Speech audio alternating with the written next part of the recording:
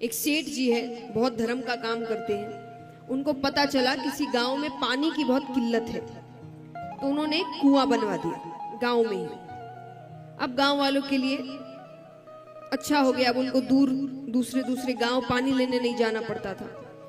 कुछ दिनों बाद उसी कुएं के पास कुछ बच्चे खेल रहे हैं, तो उसमें से एक बच्ची खेलते खेलते कुएं में गिर जाती है, उसकी मृत्यु हो गई। अब उस बच्ची के पिता कहे कि सेठ जी की वजह से मेरी बच्ची मरी, ना तो ये सेठ जी कुआं बनवाते और ना बच्चे इसमें गिरते। तो सेठ जी ने कुआं इसीलिए बनवाया था कि बच्चे आए और गिरकर मर जाए। गलती हमारी, हमने बच्चों को कुएं के पास जाने दिया।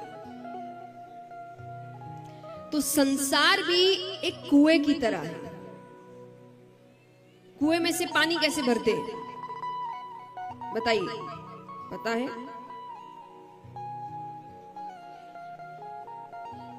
क्या खींच के? बाल्टी रस्सी से बांध के, फिर बाल्टी को अंदर डालते हैं, इसमें पानी लेकर उसको ऐसे ही पानी भरते हैं कि खुद बाल्टी लेके डुबकी लगाते हैं बाहर से।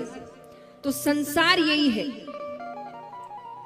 संसार से अपनी काम की चीजें बाहर रहकर निकालते रहो। जहां संसार के ज्यादा अंदर घुसने की कोशिश करोगे डूब जाओगे। एक बार कुएं में डूब गया व्यक्ति, बाहर निकलना मुमकिन है?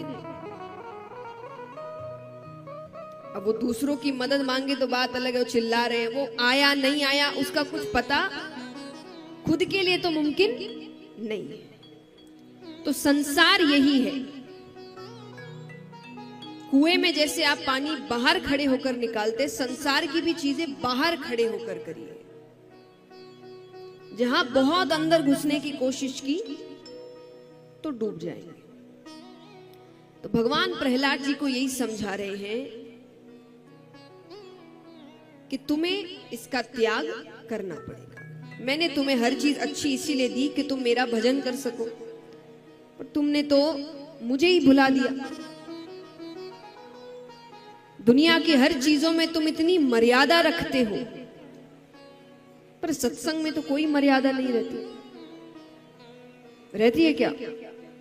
हर चीज की मर्यादा है। इतने बजे ऑफिस, इतने बजे स्कूल, इतने बजे ट्यूशन, ये मस्ती का दिन है, छुट्टी का दिन है, इस दिन घूमने का दिन होता है। हर चीज में कितनी मर्यादा है। सत्संग में कोई मर्यादा नहीं। समय मिला तो करेंगे, नहीं मिला तो कोई बात नहीं। लेकिन भगवान हमको आधी रात को भी खड़े चाहिए हमारे लिए। जहां दिक्कत हुई नहीं कि हे भगवान नहीं आए तो भगवान है ही नहीं। अरे भगवान होते तो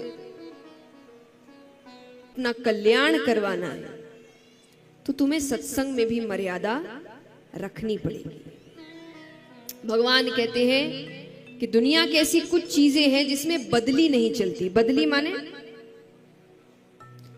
तुम्हारे बदले कोई और कर ले। कई चीजें पर कुछ महत्वपूर्ण चीजें, जैसे पहला है भोजन। भोजन में बदली चल सकती है कि मुझे बहुत जरूरी काम है भाई, मेरे बदले कोई खा लो। आपका पेट नहीं भरेगा, भोजन खुद को ही करना पड़ेगा। दूसरा शादी, कि भाई मेरी जरूरी मीटिंग है, फेरे तुम ले लो, फिर मैं आ जाऊंगा, कर सकते हैं ऐसा। तीसरा मृत्यु, कि भाई आपके अच्छे से अच्छे मित्र भी होंगे, उनको भी कह दो भाई मेरे घर में शादी है, मेरे बदले तुम मर जाओ। कोई आता है सामने?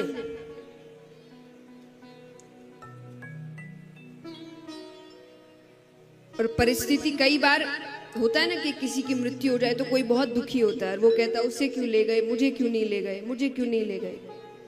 असल बात है अगर उस दिन यमराज सच में सामने आ जाए ना कि चलो तुम चलो, वो तुरंत भी चढ़ जाएगा कि भाई मैं तो बोलने को बोल रहा था, कोई सच में थोड़ी, कोई भी नहीं जाने वाला। तो मृत्यु में भी बदली, उसी प्रकार सत्संग, कि हमारे बदले कोई और पूजा कर ले, हमारे बदले कोई और सत्संग कर ले। ये खास करके पुरुष वर्ग के लिए है। क्योंकि मैंने कई पुरुषों को कहते हुए सुना है कि भाई हम तो काम करते हैं, हमारी पत्नी पूजा पाठ करती है, हमको उसका पुण्य मिल जाता है। 1% भी नहीं मिलता। ये वहम में जी रहे हैं आप। 1% भी नहीं मिलता।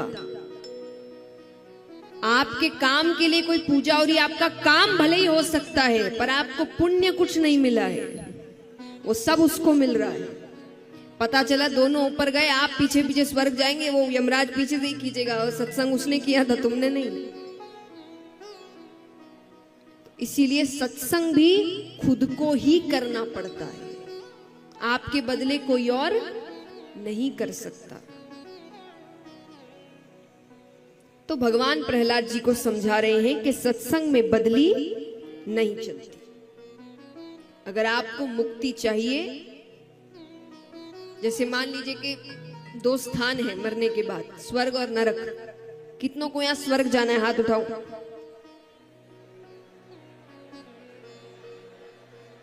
अच्छा, जो हाथ नहीं उठा रहे मतलब आपको नरक जाना है।